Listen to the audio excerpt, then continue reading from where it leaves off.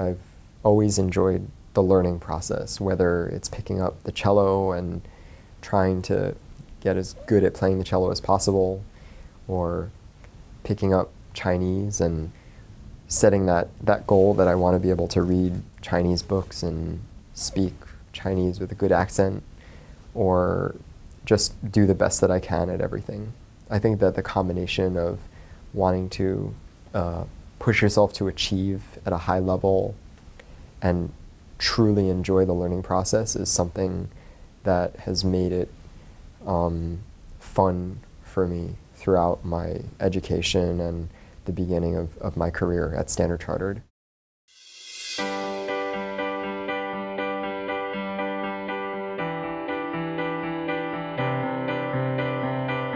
Sound test, okay, test. 大家好，我叫邵逸清，英文名字是 Adam. I grew up in Long Island, in a town called Great Neck, about 20-30 miles east of Manhattan. And I was very musical growing up. I started playing the cello when I was 9 years old, and was very heavily involved in orchestras and chamber music groups. That was basically my life for all of high school, and it was how I got into Yale, was with all of my music and extracurricular activities. I remember the day that I got into Yale. It was actually Friday the 13th in December of 2002, and it was one of the most exciting days of my life. And from that moment, I knew that my life was going to be different, because that kind of opportunity to pursue an education and everything that it has to offer is just something that it only comes once in your life. But I was very, very fortunate to have the opportunity to get my master's at Oxford as well, which was another life-changing experience. So yeah, even though I studied Chinese literature at Yale, I actually had an internship at Bear Stearns doing fixed income research. And I walked away from that internship with a full-time offer to go back. And I was coasting through my senior year with this job offer and this package, and knowing that all I had to do in senior year was just write a good thesis, get some good grades, enjoy myself, enjoy being, in senior year, and then all of that just popped in March, right before my graduation, when Bear Stearns went under, and that was the beginning of the financial crisis. Sometimes when I look back on my years in college, I really felt like my life was static and in a bubble, but universities are very good at creating that bubble. In reality, everyone's life is constantly changing, and my boss at Standard Chartered loves to say that change is the only thing that is constant.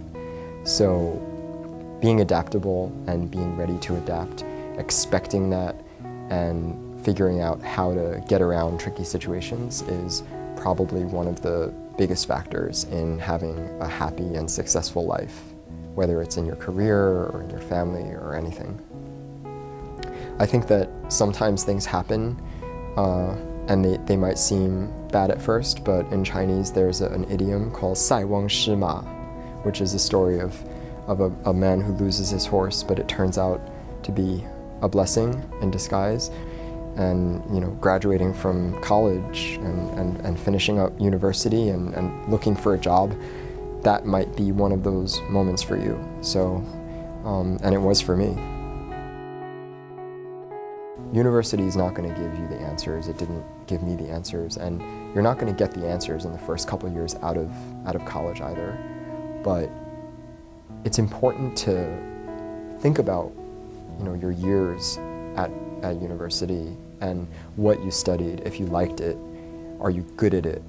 And finding out what you're good at is probably the most important thing that you can do for yourself.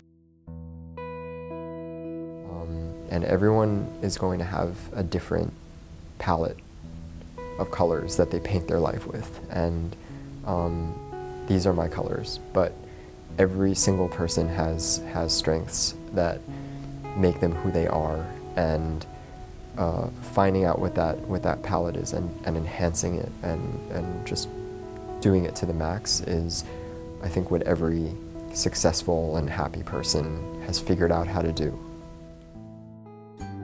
Looking for jobs is not fun. There's no way around it. It takes up a lot of time, and you either spend hours and hours on an application and make it really focused and really bespoke for exactly the job that you're applying for, or you shoot out the same cover letter, change the name of the company, and just hope for the best. I found that looking for a job while I was in my master's program became a huge distraction and a huge brain drain and time drain. And at one point I just decided that I was going to focus on my studies, learn what I could, improve my writing, and get the most out of the program that I was in, and worry about a job after graduating, and just be kind to myself. The way that my life panned out after Oxford was kind of happenstance and a little serendipitous, actually. So I didn't plan Standard Chartered after Oxford. That was not how it went. I graduated from Oxford.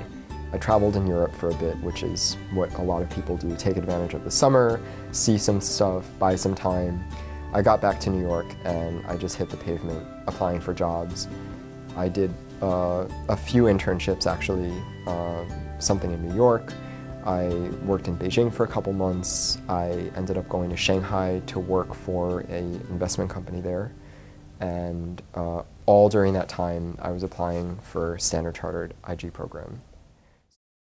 The banking industry is global and humongous, and there are so many different tiers and levels and regions and products that it can be very inclusive, and people can come to banking from all different walks of life and all different backgrounds. The IG program is really good at helping you find what that fit is.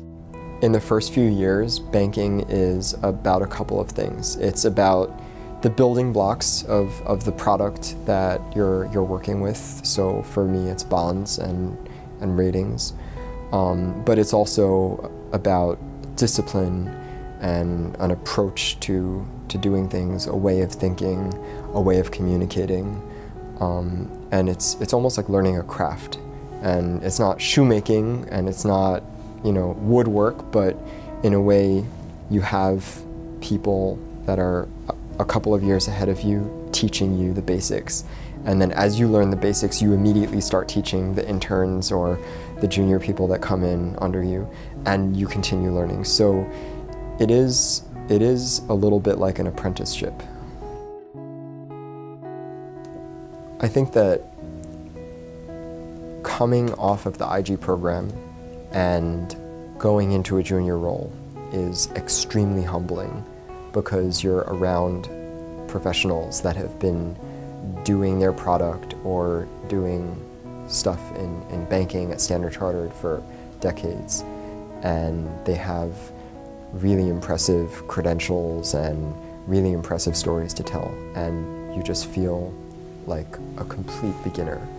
And I think that one of the most important things that happens to you in your early years at Standard Chartered is that it instills that professionalism in you and gets you to focus on something, and it's not a joke anymore, and it's not a test, it's not a report card, but it's the financial economy, and we're part of it. Success. Success is a feeling that you have within yourself. Success is a feeling when you look back at something that you've been involved in as a team member, as the sole person, whatever it is, and it gives you a sense of satisfaction and pride. And I think that is success.